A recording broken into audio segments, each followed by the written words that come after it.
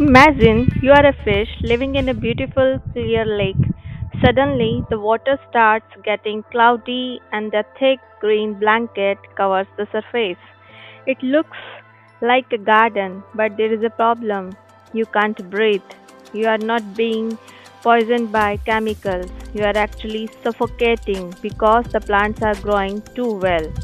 How can something as healthy as plant fertilizers lead to a dead lake? Today we are going to solve the mystery of eutrophication. Hello everyone, welcome back to my science diary. Today we are exploring a major environmental challenge, water pollution. Especially we will look at how human activities like farming and the waste management can accidentally destroy the aquatic ecosystems through a process called eutrophication. By the end of this lesson, you will be able to explain what causes the water pollution and how it affects on the living organisms and how scientists monitor the polluted rivers. So what is water pollution? Water pollution happens when harmful substance enters the rivers, lakes or seas and make the water unsafe for the living things. So what are the triggers of water pollution and how does it spread? Let's see. It all starts with the nutrient. Fertilizers help crop grow, but when it rains, those minerals wash into the nearby water. Similarly, untreated sewage acts like a powerful fertilizer for the water. It sounds like a good thing, but it's the start of a chain reaction. Algae usually grow quite slowly in the lakes and rivers. The fertilizers change that. With all those extra minerals, the algae in the lake go into the feeding fungi, means the water minerals content shoot up and the algae multiplied very rapidly. So the consumer could not eat them fast enough and they formed the thick green mat on the top of the water. They multiply so fast they form a thick green layer. This blanket blocks the sunlight. Without sun, the plant living at the bottom can no longer photosynthesize and they die. A week ago, fish were swimming in this lake. Now they are dead because the water doesn't have the enough oxygen. This shows that the lake is heavily polluted. The water has a thick green layer of algae. Under this layer, many microorganisms live. These microorganisms they use the oxygen faster than the plant can replace it. So the fish don't get enough oxygen and they die. Now the lake is full of dead plants matter and the bacteria in the lake act as a decomposers. They break down the dead plants and their population explode. And because they are the living organisms, they need to breathe. And during this process, they use a lot of oxygen in the water much faster than it can be replaced and making the water dangerous for the fish. So, how did the pollution start? When it rained, fertilizers from the farm were washed into the lake, and the fertilizers increase the minerals in the water, which causes the algae to grow rapidly. Algae grows so fast that animal cannot eat them quickly, and they form the thick green mat on the surface and block the sunlight from reaching plant below. Plants below the surface cannot photosynthesize because there is no light, so they die and decomposers increase even more. So this entire process is called eutrophication. It is the result of fertilizers entering the water bodies. Once it happens, the lake takes a very long time to recover. So how can we define this term eutrophication? It's a process where the water bodies become overly enriched with the nutrient, primarily nitrogen and phosphorus, leading to excessive growth of algae and aquatic plants, which degrades the water quality, block the sunlight and create the oxygen depleted dead zone where the algae die and decompose, harming fish and other aquatic life.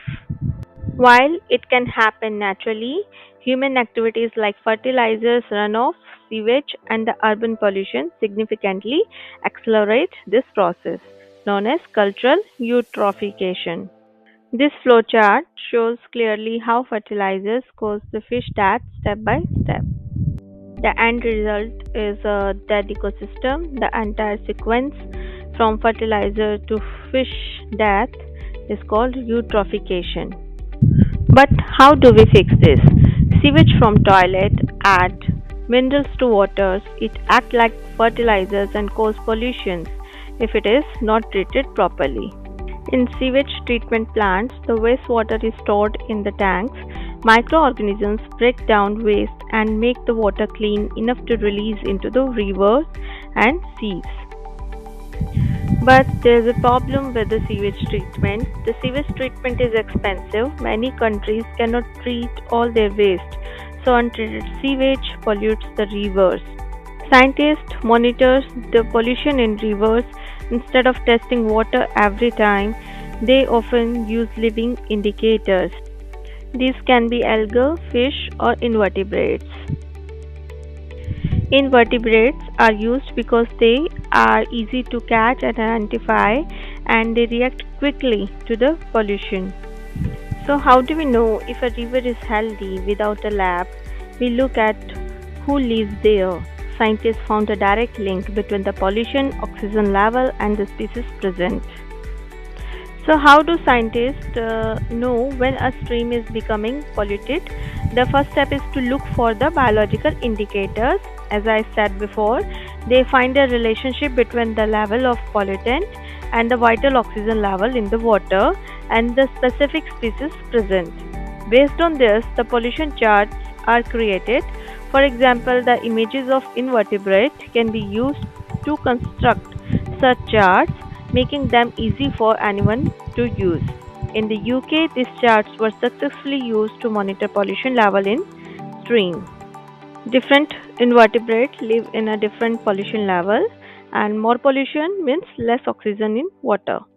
And it's not always a lost cause. River can actually recover from the pollution, and the oxygen graph can show us how. This graph tracks the dissolved oxygen level in the water.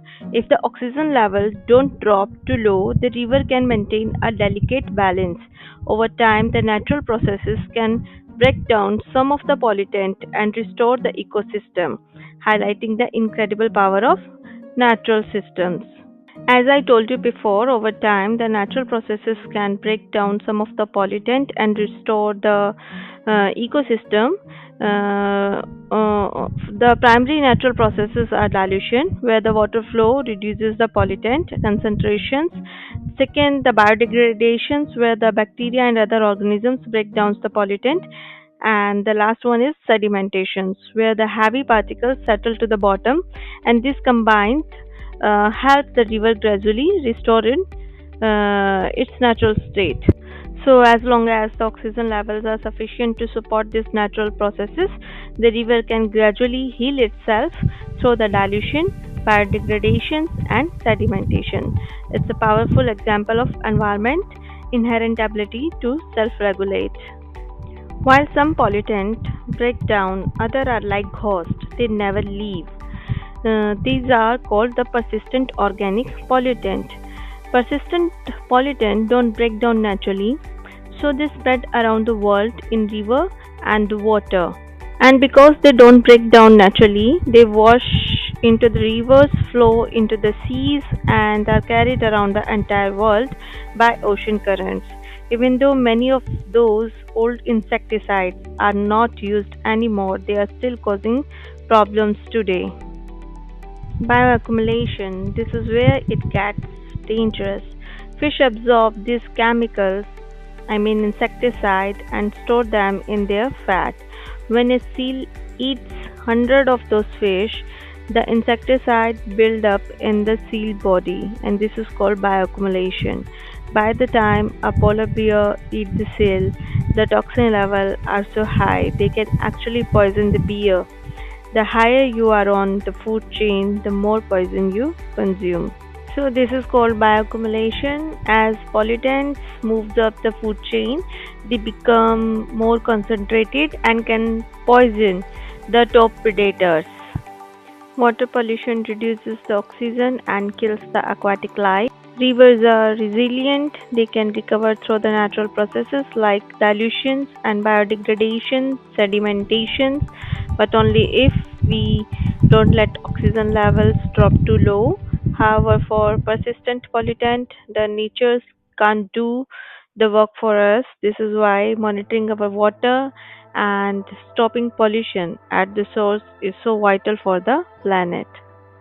So water pollution is especially through the eutrophications and persistent pollutant poses a significant threat to aquatic ecosystem. While some rivers can recover through the natural processes, our understanding of indicator species and graphs shows us the vital need for continuous monitoring and prevention. It's our responsibility to protect these invaluable resources for the future generation.